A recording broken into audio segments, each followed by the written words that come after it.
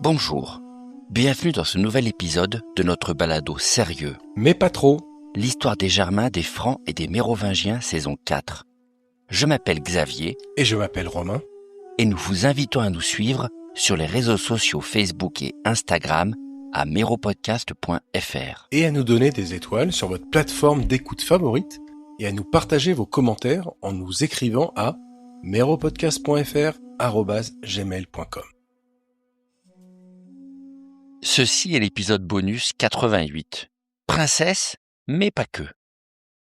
Autour de 580, le poète Venance Fortuna prend sa plus belle plume pour remercier la reine Radegonde, chez qui il vient de passer une excellente soirée, et je le cite. Parmi les délices variées et les saveurs mêlées qui accompagnaient mon sommeil et mon repas, j'étais pris d'un trouble profond, croyez-moi mes chers, et les mots me manquent. Je ne pouvais ni peindre des vers de mes doigts, ni écrire des vers d'une plume. La muse ivre rendait mes mains incertaines. Car pour moi, comme pour les autres, les vins étaient si appropriés que la table semblait baignée dans le vin pur. Mais maintenant, comme je le pouvais, j'ai chanté des petits airs à ma mère et à ma sœur autour de douces conversations. Venance Fortuna, poème datant des années 570-580. Qui est vraiment la reine Radegonde, la vénérable femme d'une cinquantaine d'années à ce stade, appelée ma mère dans cette petite lettre que lui écrit le plus grand poète du VIe siècle pour la remercier de son excellent dîner? Question plus compliquée qu'il n'y paraît en réalité. Nous disposons pourtant d'une quantité de sources à son sujet, par rapport à la moyenne de ce que l'on sait généralement des personnages mérovingiens, avec 2 biographies quasi contemporaines, un large éventail de correspondances et plusieurs mentions de la part des chroniqueurs de l'époque comme Grégoire. Et pourtant, la véritable personnalité de cette femme reste énigmatique. D'abord, parce que malgré toutes ces sources, des pans entiers de son histoire personnelle ne nous sont pas racontés, et il faut tenter de combler les vides avec des hypothèses. Mais aussi parce que, comme d'habitude, les auteurs qui nous parlent d'elle livrent autant d'informations sur la sainte qu'ils nous partagent leur relecture personnelle de sa vie, ce qui complique inévitablement l'affaire. Alors, pour l'auditeur du XXIe siècle, la grille d'analyse la plus naturelle de cette histoire est peut-être moins celle de la sainte que celle de la combattante. Radegonde, une femme politique forte, libre et indomptable, qui triomphe contre son oppresseur dans une société ultramachiste et violente, en refusant son rôle écrit d'avance de victime. Est-ce qu'on peut sérieusement nier qu'il y a quand même du scénario hollywoodien dans son histoire, le triomphe de l'outsider total qui va s'avérer assez courageux, tenace et plein de ressources pour retourner la situation apparemment sans espoir qui lui est imposée? Rappelons quand même les grandes lignes de sa vie. Si la reine n'explique rien sur la mort de ses parents, en théorie tués par l'oncle Hermanfrid qui l'élèvera par ailleurs, ses propres écrits comme ses biographies sont sans ambiguïté sur les traumatismes subis par cette jeune orpheline dont le quart des aventures suffirait à achever n'importe quel costaud du XXIe siècle. À commencer par l'exécution de la quasi-totalité de ses proches parents, alors qu'elle n'est qu'une jeune adolescente en 531, par Théodoric le Fourbe et Clotacar le Futé, au cours du bain de sang généralisé dans lequel finit son ex-royaume. Elle-même racontera plus tard le moment, et je la cite. « Le destin fut clément envers ceux que l'ennemi a fauchés. Moi, unique survivante, je dois pleurer pour eux tous. » Or, l'ennemi dans cette lettre, c'est précisément les Francs, dont elle devient la captive avec son emprisonnement à Athis dans le nord pendant 10 ans, où elle doit oublier sa propre culture pour adopter celle de ses vainqueurs. Exil soi-disant doré qui finit mal, car malgré sa tentative de fuite, le roi de Soissons, meurtrier de sa famille, 2 fois plus âgé qu'elle et apparemment assez toxique sentimentalement, force la jeune femme à s'unir à lui dès la fin de son adolescence. Et ça, avant la dernière goutte d'eau que sera le meurtre de son unique frère survivant, commandité par Clotacar lui-même, qui provoquera, assez logiquement, la rupture définitive entre les époux après sa deuxième évasion rocambolesque. On reste quand même stupéfait de la résilience de cette femme devant une succession d'épreuves improbables. Radegund, la survivante qui ne se résigne pas à son sort et qui va se battre avec une force d'âme peu commune pour finalement arracher sa liberté à Clotacar au bout de 20 ans de misère.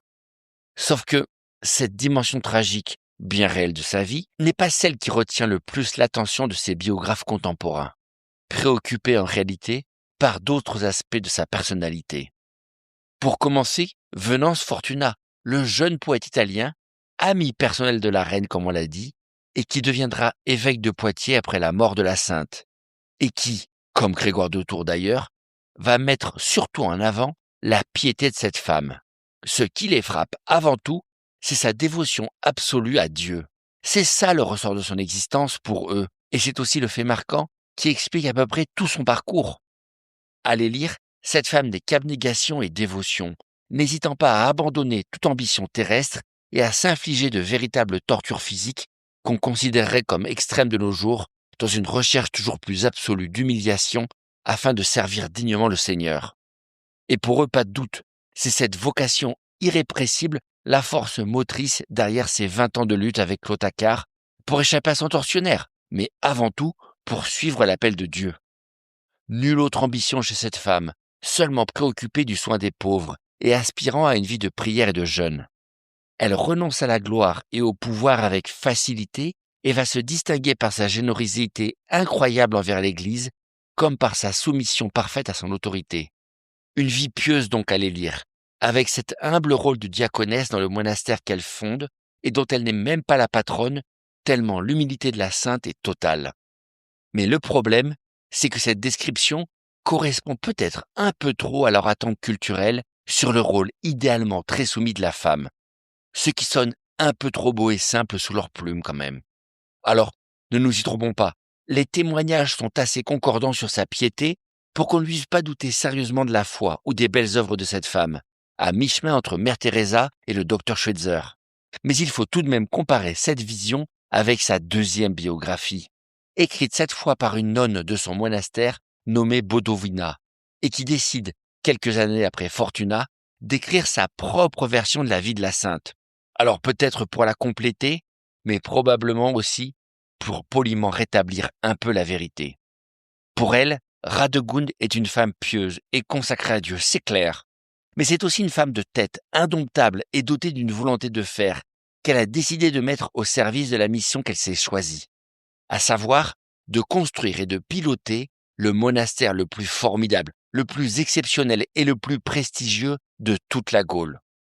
Monastère qu'en réalité, elle arrive parfaitement à diriger, malgré les apparences, en dominant tout le monde sur place et à commencer par l'abbesse qu'elle écrase de son autorité naturelle.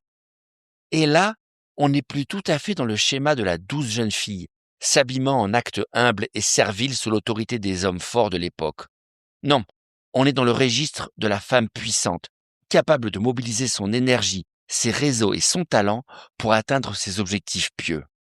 Radegund est une superactive, une femme décidée qui, loin de se cantonner aux bonnes œuvres modestes, prend en main le développement ultra rapide d'un monastère gigantesque et riche, un établissement puissant en quelques années et qui va servir de refuge aux femmes aristocratiques du monde mérovingien. D'ailleurs, loin de s'écraser devant son ex-mari ou les prélats de l'époque, Radegund va manœuvrer pour placer son monastère directement sous l'autorité officielle du pape, histoire d'avoir les mains libres chez elle dans le Poitou, tout en rembarrant sans ménagement son évêque local, mis en échec et mat par cette femme. De la même manière, elle prend sur elle de rentrer en relation directe avec la famille impériale à Byzance, d'égal à égal, pour négocier un achat de reliques ultra précieuses qui propulsera son monastère au firmament de la gloire à la fin de sa vie. Pour la nonne Bodovina, Radegund est une femme exemplaire, et pas une simple contemplative, soumise à l'autorité des hommes de son temps et occupée à de simples œuvres sociales sans prestige, comme voudraient un peu nous le faire croire Grégoire et les autres.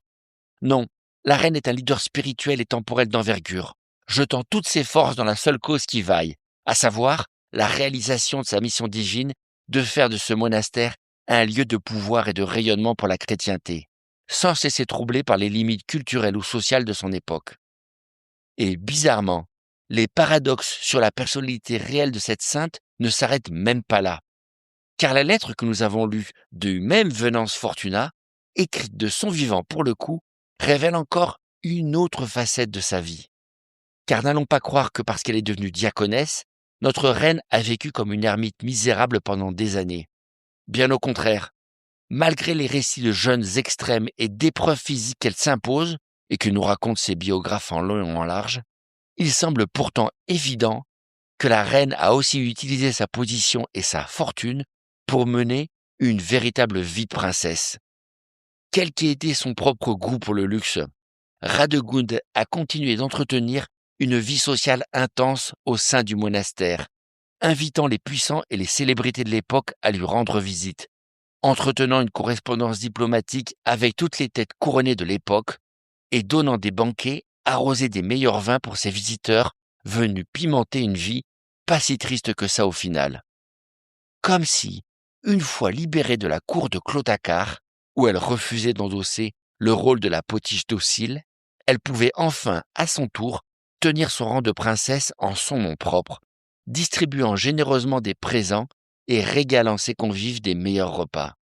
Soit la manière la plus attendue pour un aristocrate d'affirmer sa puissance et son autorité comme une personne d'influence au VIe siècle. Au final, difficile de ne pas être un peu troublé par ces différents portraits de Radegund. Dans notre imaginaire moderne, on a du mal à concilier l'image de la battante qui négocie pied à pied avec son tortionnaire de mari pour arracher un rôle politique, avec celui de la femme effacée et totalement soumise à l'Église que nous proposent ses biographes masculins. Idem, on hésite entre son rôle de championne de la foi proposé par Bodovina, focalisé sur le rayonnement spirituel de son monastère féminin, et sa vie de princesse de province, pas matériellement désagréable, devenue un poids lourd politique régional et international, comme nous le fait comprendre Fortuna dans ses lettres de remerciement.